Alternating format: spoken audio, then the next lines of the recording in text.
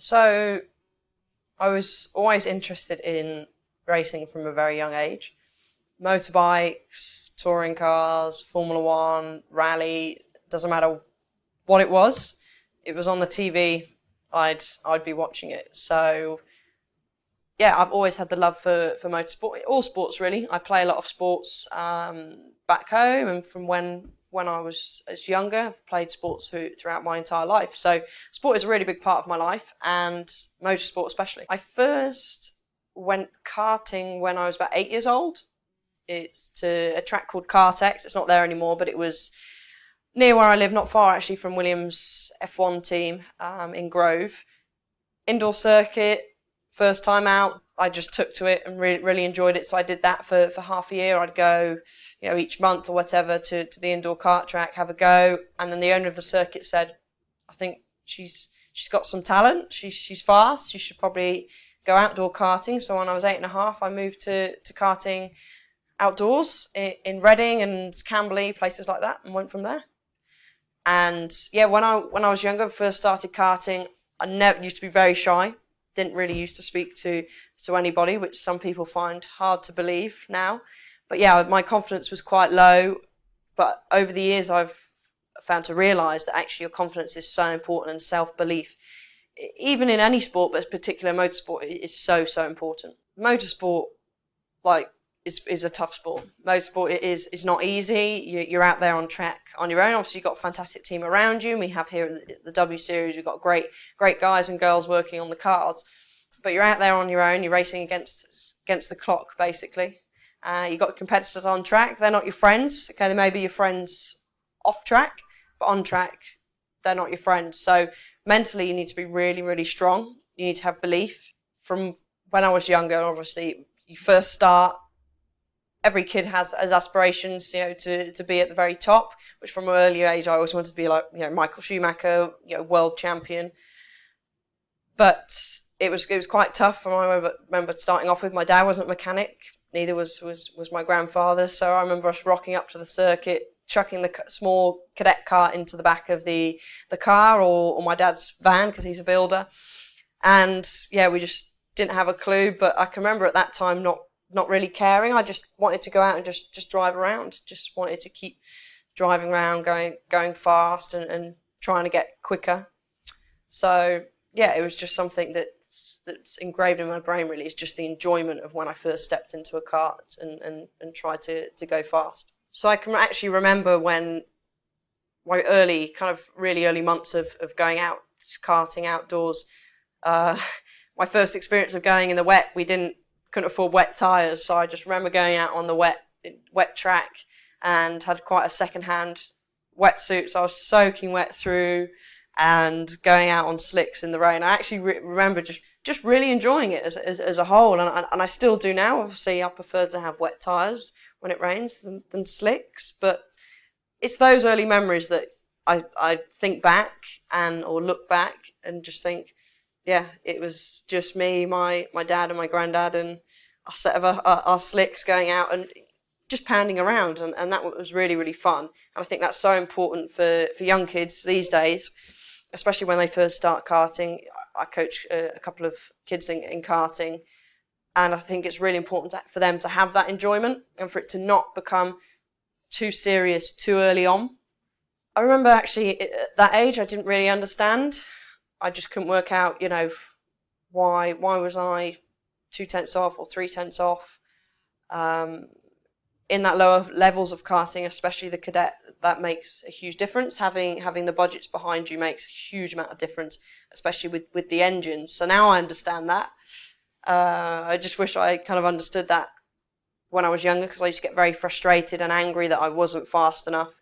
And obviously that then could sometimes have a knock on your confidence, which looking back could have possibly happened, because you don't quite understand that it's actually you haven't got the best engine or haven't got the best kart, so you just got to go out and drive. Even if you told me that now, I'd still be frustrated, and so would probably the other drivers here at the W Series.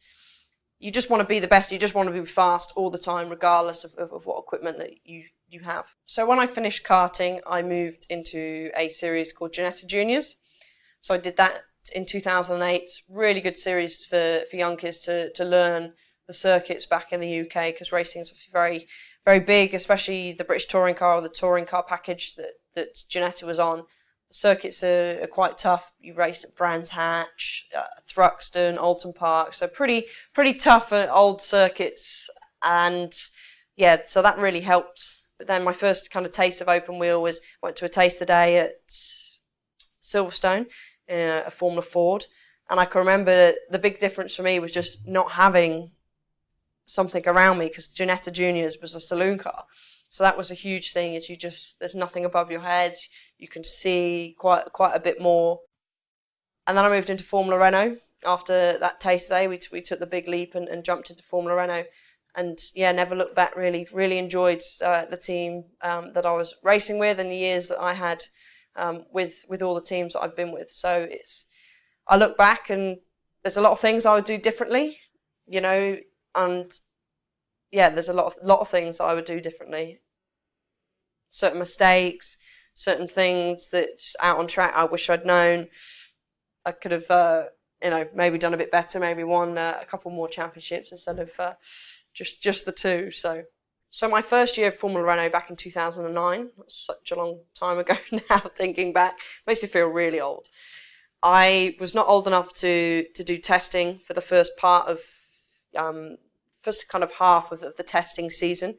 I was only 15, so I had to wait until late January to do testing, and then the testing ban came in effect in Formula Renault. So actually I didn't get a lot of testing prior to the start of the 2009 season. So a lot of 2009 I was racing with Manor Competition, who taught me so much and really helped with my learning, which was unfortunately limited for me not being old enough at the start of the season. So yeah, it was a tough year, but I just remember it just learning so much. And yeah, we had some good results.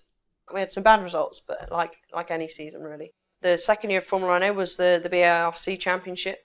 Still a competitive series. It had a couple of people that raced in Togo prior and had done a good amount of testing. So I managed to win that championship, which was really great achievement, and then went and moved back into the main Formula Renault UK, which was a brand new car, and that was a tough year.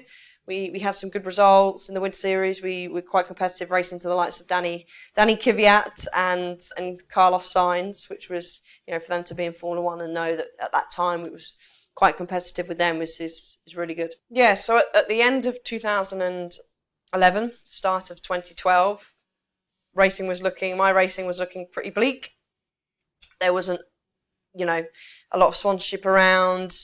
Obviously, we kept trying. It was me, and actually my grandfather was helping me a lot trying to find sponsorship. So we managed to get a last minute really good deal, for a lot less budget in GP3, because I'd missed all the testing. So I'd only done one day in the car prior to the first race at Barcelona. And I actually remember that race weekend just being quite a bit of a blur, because that was a big step I found, from Formula Renault. It was a lot more powerful car, grippier tyres. Obviously racing on the Formula One weekend is fantastic as well, so that was added into it. And actually at the end of the weekend we finished 11th in the second race at Barcelona, so that was a really good result I think personally, considering the amount of testing, only having one test day prior to the start of the season. It kind of went a little bit downhill, it was a bit up and down, and looking back, I still would have probably done GP3, but the testing was a big blow for missing the testing, because again, little bit like from my first year of Formula Renault back in 2009, that whole of 2012 was just a learning year really for me. But we just couldn't turn down that opportunity. Just the experience of racing in GP3, racing around different circuits. You got Barcelona, we went to Monaco that year. There was the old Valencia street circuit, which is incredible. And obviously we got Monza, which was the last round. How could you turn down the opportunity to drive on such amazing circuits? So after 2012, end of GP3 season, the plan was to do another year of GP3. But budgets had gone up. It was a new car that would come out, so budgets were higher, and yeah, just funding, just could not get the funding together to do another season of GP3, which would have been the main aim. So we went back to the UK. We were aiming to do British Formula 3. Unfortunately, again, budget, couldn't get the budget, so we went and did F3 Cup, which is a really good year. Unfortunately, a bit of a frustrating year as well. A few things didn't go our way as a team, really, and we struggled a little bit at a couple of circuits. So we vice champion in that series. And then 2014, again, was looking a little bit bleak. I did one race in British F3 at the start of the year, and we got a podium, which was fantastic. I missed the qualifying session at Rockingham, it was, because I was training to try and get through into British Skeleton, the Winter Olympics with Team GB. Didn't quite make the cut, unfortunately, but yeah, so I had to focus on the rest of the racing, because I was just looking really for a backup option. Formula One and motorsport in general was always my aim, and it always will be my aim to be out racing, whatever it is. But it got to that stage at the start of 2014 where I thought, well, sponsorships is just so hard to get and so hard to come by, unless you kind of know the right people. So I went and tried Olympic sport instead. But then, thankfully, I was fortunate enough to get a sponsor from China, who funded me to do Formula Renault Asia, and we managed to win that championship. So yeah, that was another championship added to my list, and was a great achievement. Going into a season, or going into a winter or the following year, not knowing what you're going to be racing in, is pretty tough. It's happened quite a few times for me personally, and I never gave up. I always kept pushing, even for the 4 or 5 years break that I had prior to the W Series coming along. I'd always still try and find that sponsorship, whether it was going to be racing at club level or racing on the British Touring Car package or racing over in Europe. I always was pushing to get out and get driving in something. But it's just so hard. It's not just me that's in the same kind of in that boat. There's other drivers, currently in the UK that have won championships more recent than I have, who are still struggling to get funding and are sat doing no driving. You just become, you can't say used to it, but in some ways you do become used to having the frustrations of not having the finances to do something where others can. Very frustrating, but it's just one of those things that you come to kind of accept, and unfortunately that is the sport that we're in right now. Yeah, so I ended up stopping. My last race was in 2015, so I did the 24-hour of Silverstone with Aston Martin, who were really good in supporting me and giving me the opportunity to drive. I was driving with the CEO as well, Andy Palmer. Great weekend, really enjoyed it. My first ever endurance race, actually, and it was a 24-hour race, so I was straight in at the deep end, but thoroughly enjoyed it.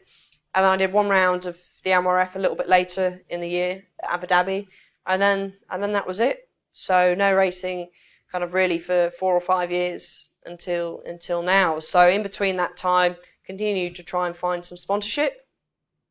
I ramped up my coaching, so I did a lot more coaching. I'd always been coaching from 2011 really, but I really ramped that up and was working with 4 or 5 drivers over those years. So I was busy. I was kept very busy, as well as working with my dad at the family business, doing building and labouring in between. So there was plenty of things that I had to get on with, but every time I went to a race circuit or would watch it on the telly, it would just, it was frustrating because I wanted to be out there racing.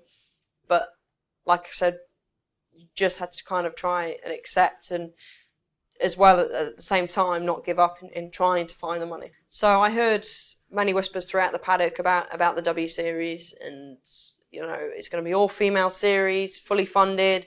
But then when it was announced, I applied straight away. My first thoughts were, it's an opportunity to get back out racing.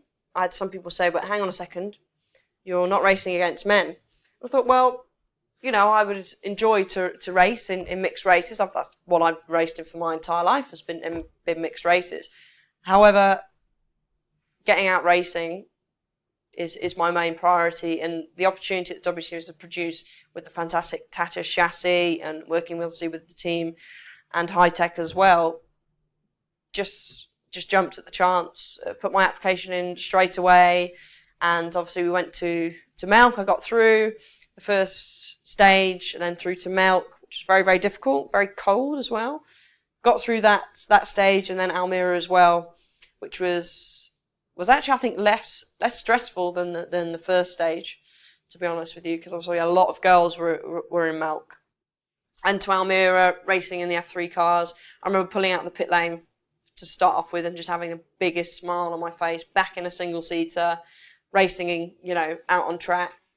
So when I found out that I was through and racing in the series, yeah, I was just absolutely over the moon, and obviously massive thank you to the W Series for getting me back out there again. Yeah, so straight away we got the podium at Hockenheim, P2, just behind Jamie. I still find that the cobwebs are still blowing off. There's still, I'm getting on now, but I'm not quite getting on. I'm still young, and so yeah, just to get back out there, get back racing, and to have that podium at Hockenheim was massive. Just to get the feeling of being back on a podium again, being successful. Okay, it wasn't P1, but for my recent experience, obviously being 4 years out of the car totally, to come back, I was just, really over the moon. Yeah, it fires back up. So the adrenaline was back, the competitiveness. The competitive actually never went away. I continued to play hockey and football, but yeah. And then I was older, finishing on the podium again was just incredible. Going on from here, I still have things to learn, still have things to improve in my driving. So hopefully I'd like to take the opportunity to do W Series again next year, just to get a bit more experience, blow off more cobwebs. People say, well, surely it's just like riding a bike. Unfortunately, it's slightly different to that than riding a bike. So there's still things that I've got to work on personally in the car. Fitness has actually been okay. Touch wood. I've not really struggled at any of the races, to be honest. So yeah, I just want to be back racing full time. Consistently be out racing 1 year to the next, instead of, okay, we're racing next year. Oh, now we're not racing this coming year, or etc. So